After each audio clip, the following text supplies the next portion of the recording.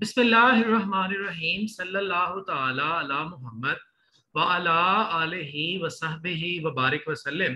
Students, branch account का question number 10 जो है वो करने लगे हैं। फौरन से हम मारूफ सुहेल अफजल की बुक एडवांस्ड अकाउंटिंग जो है वो खोल लें। Chapter number 7, question number 10। बहुत इंपॉर्टेंट टॉपिक है ये चैप्टर, है आपके पेपर के पॉइंट ऑफ व्यू से भी, और ये वाला क्वेश्चन भी बहुत अहम है। तो देखते हैं जी, आज क्वेश्चन नंबर 10 में हम कौन कौन सी नई चीज जो है वो सीखने जा रहे हैं। क्वेश्चन हमने सारा पढ़ा है। इसमें सबसे पहले हमने हमेशा जो है वो अपना ओपनिंग डाटा जो है वो लिखना होता है, और आपको पता है ओपनिंग डाटा जितना भी होता है वो हमने बैलेंस ब्रॉड डाउन की हेडिंग लिख के तो वो लिखना होता है। अच्छा, आज ना मैं आपको ये एडवांस में इन्फॉर्म कर दूं कि लैपटॉप जो है वो थोड़ा चेंज होने की वजह से ये जो डिजिटल पेन की डिवाइस है ये थोड़ा सा मिसिंग कर रही है। तो आप, मैं कुछ स्पेलिंग शॉर्ट स्पेलिंग लिखूंगा, लेकिन आप जब भी स्पेलिंग लिखें पेपर में तो कंप्लीट स्पेलिंग लिखें।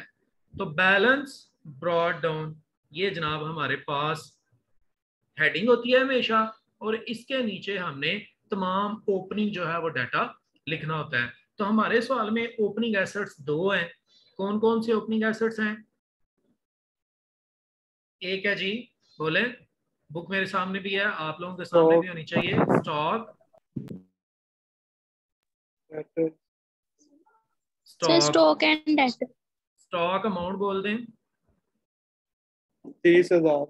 20,000। डेटर्स, 30 अच्छा जी 30,000 कर लेते हैं।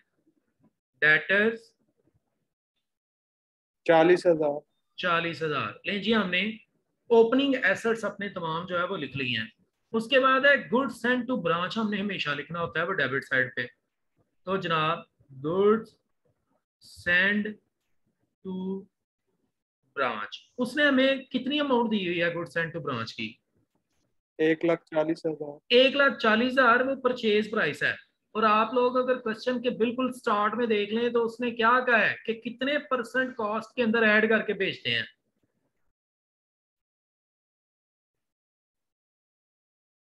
25%। 25%। तो मेरे भाई गुड सेंड टू ब्रांच वैसे तो 1,40,000 की है, लेकिन हमने इसके अंदर ऐड करना है इनवाइस प्राइस बनाने के लिए प्रॉफिट को। और वो कितना प्रॉफिट है? वो है 25%। तो आप करें क्या, 1,40,000 का कितने परसेंट ले लें, मल्टीप्लाई बाय 25%। तो वो आपके पास आंसर जो है वो क्या आ जाएगा मेरे भाई?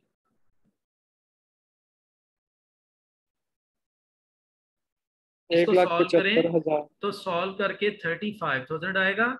उस 35,000 को आप ऐड कर दें 40,000 में, तो जनाब आपका 1,75,000 रुपया आपकी बनेगी वो प्राइस, इनवाइस प्राइस। तो हमने सवाल में, क्वेश्चन में उसने क्योंकि खुद बोला हुआ है कि आप इनवाइस प्राइस के ऊपर डाटा लिखिएगा, तो हमने इनवाइस प्राइस के ऊपर लिख दिया। इसके बाद मेरे भाई मजीद थोड़ी सी बात आगे बढ़ाएं तो ब्रांच को पैसे भेजे हैं किसने? हेड ऑफिस ने। क्यों भेजे हैं? क्योंकि उसने खर्चा करना है। तो ब्रांच को जितने भी पैसे हेड ऑफिस भेजता है, तो हेड ऑफिस जो है वो एंट्री पास करता है ब्रांच डेबिट और बैंक क्रेडिट। तो अब भी हम देखें, ब्रांच को डेबिट करेंगे। कितने एक्सपेंसेस हैं जी जो पैसे भेजे हैं एक्सपेंस मीट करने के लिए? बारह और हजार रुपया कंप्यूटर के लिए जी, कंप्यूटर के लिए अलग है और एक्सपेंस के लिए अलग है। तो ब्रांच को डेबिट किया जाएगा बैंक अकाउंट की वजह से। और ये पैसे किस लिए भेजे गए हैं? एक्सपेंसेस को मीट करने के लिए। और ब्रांच को मजीद पैसे भेजे गए हैं कंप्यूटर खरीदने के लिए। तो फिर से एंट्री पास हुई ब्रांच डेबिट बैंक क्रेडिट। तो ब्रांच को अगेन हम डेबिट करेंगे। कंप्यूटर के लिए कितने पैसे भेजे गए हैं? 15,000। 15,000। तो बैंक की वजह से ब्रांच फिर से जो है वो जनाब डेबिट हो गया। ब्रांच डेबिट होगी बैंक की वजह से। और ये वाले जो पैसे भेजे गए हैं ये कंप्यूटर के लिए भेजे गए हैं, कंप्यूटर के लिए। ले जी, हमने ये खर्चे नोट कर लिए। इसके अलावा थोड़ा सा अगर आप मजीद आगे बढ़े तो आज के उसने सवाल के अंदर जो है ना वो कैश सेल तो दिया है, लेकिन कैश कलेक्टेड फ्रॉम डेटर नहीं दिया। कैश सेल दिया है, कैश कलेक्टेड फ्रॉम डेटर ने दिया।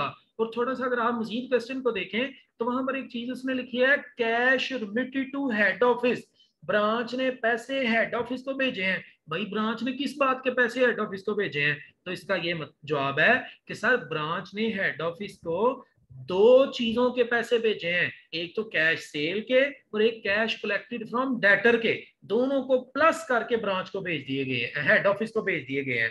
तो जब हेड ऑफिस को पैसे मिले कहां से? ब्रांच से। तो हेड ऑफिस ने एंट्री पास की, bank account debit, branch credit. तो देखें ब्रांच क्या हुआ है? क्रेडिट। तो हम भी ब्रांच को क्रेडिट करेंगे, किसकी वजह से?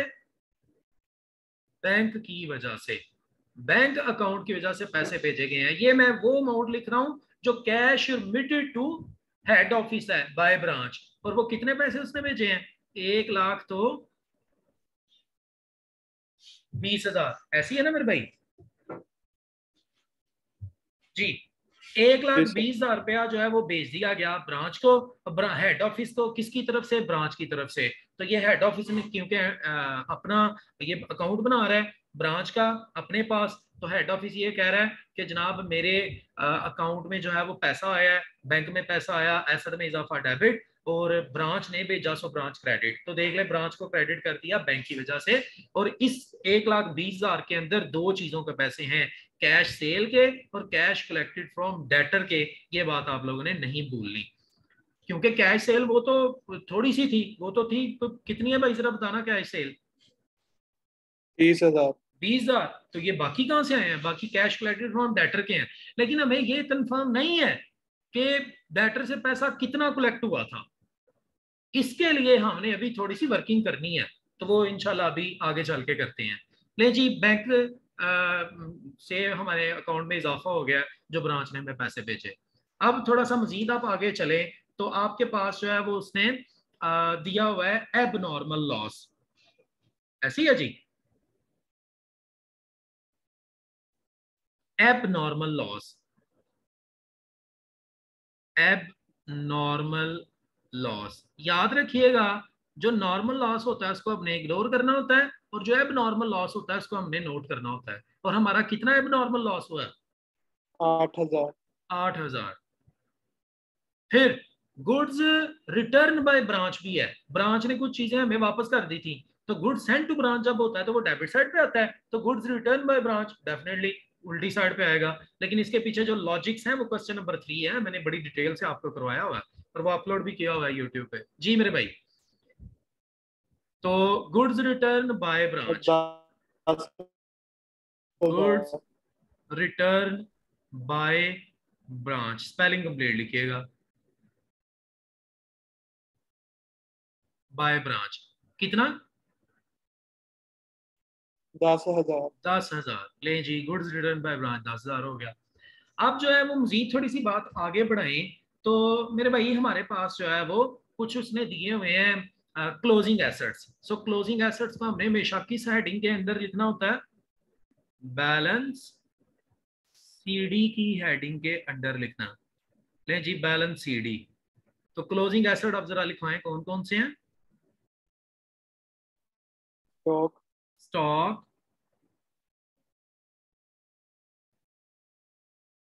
जी मेरे भाई, स्टॉक 40,000। 40,000।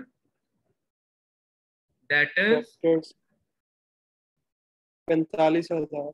45,000। और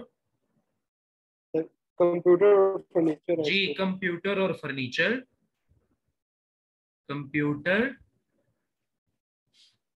हमारे पास कंप्यूटर कितने का रह गया? 14,000। 14,000 का। जी सर।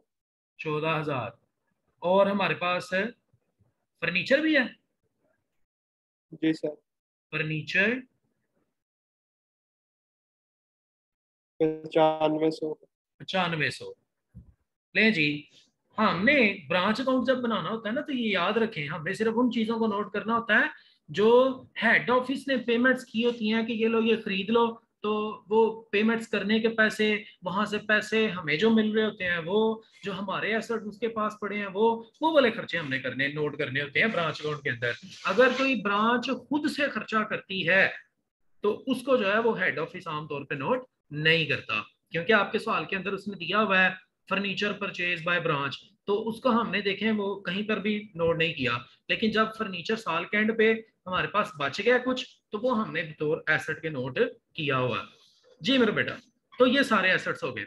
अब ना हमने कुछ रिजर्व्स लेने हैं, क्योंकि जब भी ब्रांच अकाउंट के अंदर चीजों को कॉस्ट प्लस प्रॉफिट पे भेजा जाए तो उसको इनवाइस प्राइस कहते हैं। तो जब भी इनवाइस प्राइस पर चीजें भेजी जाती हैं तो हमने उसके रिजर्व लेने हैं। अब सर रिजर्व किस किस का लेना होता है, तो ये मेरे भाई मैं आपको क्लियर करने लगा हूं। हर वो चीज जिसका ताल्लुक गुड्स के साथ है, स्टॉक ये भी गुड्स के साथ ताल्लुक है, ये वाला स्टॉक इसका भी गुड्स के साथ ताल्लुक है, गुड्स सेंट टू ब्रांच इसका भी गुड्स के साथ ताल्लुक है, गुड्स रिटर्न बाय ब्रांच इसका भी गुड्स के साथ ताल्लुक है, और ये एबनॉर्मल लॉस ये भी चीजों का हुआ है, लिहाजा ये भी गुड्स के साथ ताल्लुक है। तो हर वो चीज जिसका ताल्लुक गुड्स के साथ होता है इसका रिजर्व लेना होता है, तो रिजर्व हमेशा उल्टी साइड पर लिखा जाता है। तो देखिएगा जनाब, अब हम रिजर्व लेने लगे हैं। जो ओपनिंग स्टॉक है उसका रिजर्व क्रेडिट साइड पे आएगा, किस नाम से लिखेंगे, stock reserve. Stock reserve sir अब लेना कैसे है मेरे भाई, बड़ा आसान तरीका है। 30,000 के आपका स्टॉक है और इसके अंदर जो प्रॉफिट शामिल है वो शामिल है 25%। और ये जो 30,000 है इसके अंदर क्योंकि प्रॉफिट शामिल है, लिहाजा ये खुद जो है वो 125 है। कॉस्ट 100% थी, उसमें प्रॉफिट 25% ऐड हुआ, तो वो बन गई इनवाइस प्राइस। और इनवाइस प्राइस कितनी हो गई, 125%। लिहाजा इसको 125 से हमने डिवाइड करना है। जी मेरे भाई, 6,000। 6,000। इसी तरह हमने रिजर्व जो है ना वो इस वाले स्टॉक का भी इधर लेना है, क्लोजिंग स्टॉक का, स्टॉक रिजर्व। जी मेरे भाई, इसकी अमाउंट आप डायरेक्ट कैलकुलेट करके बता दें। 8,000। 8,000, 40,000 मल्टीप्लाई बाय 25 डिवाइडेड बाय 125। इसी तरह गुड्स सेंड टू ब्रांच का रिजर्व इस तरफ लेना है, goods send to, goods send to branch reserve. Spelling complete लिखने हैं, 1,75,000 मल्टीप्लाई बाय 25 डिवाइडेड बाय 125, तो वो आएगा सर 35,000। 35,000। 35,000। जी। और इसी तरह जो गुड्स रिटर्न बाय ब्रांच है 10,000, उसका रिजर्व इस तरफ लेना है, goods return by branch reserve. जी, तो 10,000 का आप लें तो वो कितना आना है, 2,000। 2,000। ले जी, हम सारे रिजर्व ले लिए, सिर्फ एक रह गया, एब नॉर्मल लॉस जो है इसका रिजर्व भी इधर लेना है, reserve, reserve on abnormal loss. जी मेरे भाई, 8,000 मल्टीप्लाई बाय 25 डिवाइडेड बाय 125, 1,600। 1,600। ले जी, ये सारी चीजें हो गई। अब ना यहाँ पर एक बड़ी काबिले गौर बात है, क्या भाई, काबिले गौर बात यह है कि ब्रांच को कितने पैसे कलेक्ट हुए और उसने उसमें से कितने हमें भेजे, इस बात का तो हमें पता नहीं है। तो ये पता चलाने के लिए हमें जो है वो कैश अकाउंट बनाने की जरूरत है, ताकि हम, क्योंकि हमने कोई ऐसे लूप होल तो छोड़ना नहीं है, हमने ब्रांच को कोई करप्शन करने का मौका तो देना ही नहीं है। तो वो करप्शन ना करे उसके लिए जरूरी है कि हम जो है वो एक अकाउंट बनाए, और वो अकाउंट का नाम है कैश अकाउंट। और कैश अकाउंट इसलिए बनाएंगे ताकि पता चल सके कि ब्रांच ने टोटल पैसा कितना कलेक्ट किया और हेड ऑफिस को कितना भेजा। सो यहाँ पर कैश अकाउंट बनाने लगे हैं। तो ब्रांच को पैसा कहाँ कहाँ से मिलता है, तो उसका जवाब ये है, ब्रांच को पैसा दो तरीकों से मिलता है। एक तो जो ब्रांच ने पैसे कलेक्ट किए होते हैं डेटर से, और एक जो ब्रांच ने नकद चीजें बेची होती हैं। तो जरा देखते हैं जी, ब्रांच ने नकद चीजें बेची, कैश सेल, और कैश सेल करके ब्रांच ने कितना पैसा कलेक्ट किया, 20,000। भाई कैश सेल है, अमाउंट बोल दे, 30,000। 30,000। 30,000 रुपया ब्रांच ने कैश सेल का इकट्ठा किया, और कैश कलेक्टेड फ्रॉम डेटर ये नहीं उसने बताया हुआ, cash collected from debtor, spelling आप लोग कंप्लीट लिखेंगे। अब ये तो हमें पता ही नहीं है कि डेटर से कितने पैसे कलेक्ट हुए हैं, तो डेटर से कितने पैसे कलेक्ट हुए उसके लिए एक और अकाउंट बनाना पड़ेगा, उसको कहते हैं डेटर अकाउंट, ताकि हमें पता चले कि डेटर से कितने पैसे ब्रांच ने कलेक्ट किए हैं। तो जनाबे अली, डेटर से ब्रांच ने कितने पैसे कलेक्ट किए उसके लिए हम डेटर अकाउंट बनाने लगे हैं। डेटर अकाउंट, लो जी। अब हमने हर वो चीज जिससे डेटर में इजाफा होता है वो डेबिट साइड पे लिखनी है, हर वो चीज जिससे डेटर में कमी होती है वो क्रेडिट साइड पर लिखनी है। डेटर में इजाफा किस किस वजह से होता है? उधार चीजें बेचने से, क्रेडिट सेल से। जी मेरे भाई जरा बताएं कि क्रेडिट सेल कितनी है?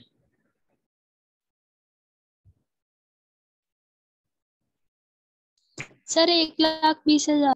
1,20,000 जो है वो क्रेडिट सेल है। अच्छा जी, और डेटर में और किसकी वजह से इजाफा होता है? और डेटर में इजाफा होता है बैलेंस बीडी, जो हमारे पास पहले से बैलेंस डेटर का मौजूद है। हमारे पास बैलेंस बीडी, ये सिर्फ मैं पहले मुझे लिखना चाहिए था वैसे, चले। बैलेंस बीडी हमारे पास कितने के डेटर जो है वो नकद हैं, ओपनिंग है, तो वो उसने खुद हमें बताया हुआ है 40,000 के डेटर हमारे पास ओपनिंग है। और अब क्रेडिट साइड पे वो तमाम चीजें लिखनी होती हैं जिनकी वजह से डेटर में कमी होती है। उसके अंदर एक तो है बैड डेट्स, बैड डेट्स की वजह से डेटर में कितनी कमी हुई है? 2,000। 2,000। इसके इसके अलावा डिस्काउंट देने से भी डेटर में कमी होती है, तो चेक करें जरा डिस्काउंट कितना दिया है? 3,000। 3,000। इसके अलावा और क्या है? Goods return. Goods return debtor जब हमें कर दे, रिटर्न की वजह से भी डेटर में कमी होती है।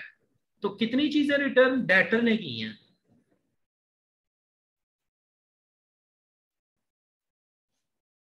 डेटर ने कितनी चीजें सर वापस की हैं? 3,000। 3,000 की। अच्छा जी, और क्लोजिंग डेटर हमारे कितने हैं जिसको हम बैलेंस सीडी कहते हैं? वो उसने खुद सवाल में बताया 45,000। हुआ, वो है जी बैलेंस सीडी डेटर का 45,000। जो एसेट का क्लोजिंग बैलेंस होता है वो हमेशा क्रेडिट साइड पर लिखा होता है। ये ले जी, ये क्रेडिट साइड पर लिख दिया। अब हमने देखना है कि टोटल पैसा ब्रांच को मिला, डेटर का वो पैसा आया कितना, सॉरी डेटर टोटल थे कितने। तो टोटल डेटर थे ब्रांच के 1,00,000 तो 60,000 जी, 1,60,000।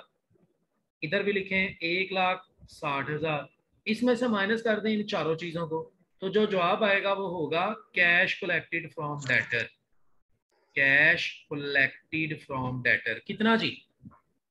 1,07,000। 1,07,000। ये 1,07,000 ब्रांच को मिला था, 1,07,000 ये ब्रांच को मिला, और 30,000 की ब्रांच ने नकद चीजें बेची। टोटल ब्रांच के पास पैसा इकट्ठा हो गया 1,37,000। और इसमें से ब्रांच ने पैसे हमें कितने भेजे? हमें भेजे 1,00,000 तो 20,000 हमें भेजा। ये हमने लिख लिया जी कैश रिमिटेड। कैश रिमिटेड, उसने हमें इतने पैसे सिर्फ भेजे। और उसने कुछ खर्चा भी तो किया था। इन पैसों में से उसने कौन सा खर्चा किया था? उसने खर्चा किया था, उसने कोई वो खरीदा था, क्या नाम है उसका, फर्नीचर खरीदा था उसने। ऐसे ही है जी, उसने फर्नीचर कितने का खरीदा था? 10,000 रुपए का। ब्रांच ने जो उसको पैसे टोटल कलेक्ट हुए उसमें से उसने 10,000 का फर्नीचर खरीदा। फिर ब्रांच ने अपने पल्ले से कुछ एक्सपेंस भी किए थे, और ब्रांच ने अपने पल्ले से कितने एक्सपेंस किए थे? 1200। जी सर 1,200। 1,200 रुपया ब्रांच ने अपने पल्ले से एक्सपेंस भी किए थे। तो अब आप देख लें कि ब्रांच को पैसा टोटल कितना मिला और उसने खर्च कितना किया, और फिर बाकी पैसा इसका मतलब उसके पास है। तो टोटल पैसा ब्रांच को मिला 1,37,000।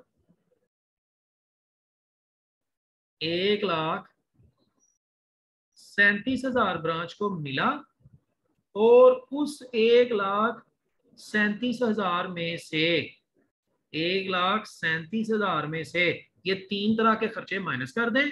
पैसे भेजे वो, फर्नीचर के पैसे वो, और एक्सपेंस के। तो बाकी कितना रह गया? 5800। बैलेंस सीडी, और जनाब बैलेंस सीडी जो है वो हमारे पास रह गया 5800। ये हमारा कैश है जो अभी तक ब्रांच के पास पड़ा हुआ है, लेकिन है तो हमारा ना, बेशक ब्रांच के पास है, तो ये हमारा एसेट है। इसको यहाँ पर लिखेंगे। सर कैसे पता चला कि हमने कैश अकाउंट बनाना था? तो आप इसको वीडियो को रिवाइंड करके देखिएगा, फिर पता चलेगा। मैं लेकिन फिर भी समरी बता दूं कि हमें जब ये पता ही नहीं कि ब्रांच को टोटल कितने मिले हैं और उसने उसमें से सिर्फ एक 20 भेजे हैं, तो फिर हमारे लिए जरूरी हो गया था हम चेक करें ब्रांच ने टोटल पैसा कितना कलेक्ट किया और उसमें से हमें कितना भेजा और कितना खर्चा किया और बाकी उसके पास कितने जो है वो रह गए। ये ओवरऑल स्टोरी थी हमारे इस सवाल की। कोई चीज रह तो नहीं ना गई अब? तो जनाब हमने टोटल करना है, टोटल करके बड़ी साइड को दोनों तरफ लिखना है, छोटे वाली माइनस करनी है। जो जवाब आएगा उसको हम कहते हैं profit and loss account. Spelling complete लिखिएगा। उम्मीद है कि आपको बात समझ आ गई होगी। किसी किस्म का कोई इशू हो तो आप जनाब दोबारा जो है वो